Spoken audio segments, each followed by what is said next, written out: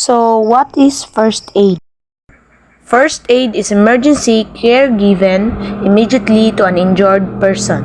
The purpose of first aid is to minimize injury and future disability. In serious cases, first aid may be necessary to keep the victim alive. How does first aid so important in saving life? Awareness and desire to be accident-free keeps you more safe and secure. Reducing the number of casualties and accidents helps save lives if a person who is trained to give first aid administration happens to see any casualty in his vicinity.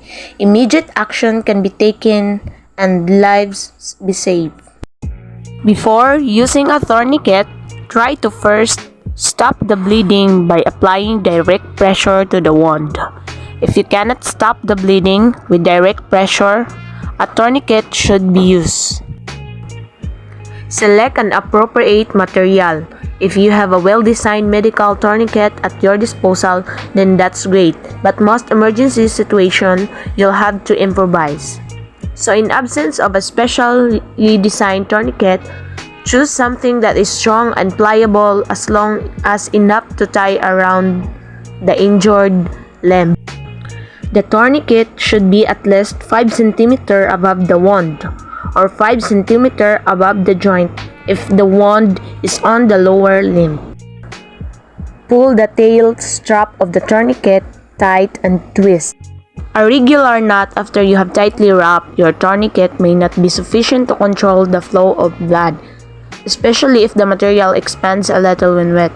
So use a stick, rod, or pen. All work well as torsion device for tourniquet.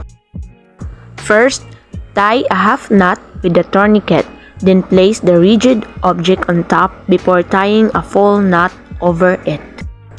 You can then twist the elongated object until the tourniquet is tight around the injured limb and the bleeding stops.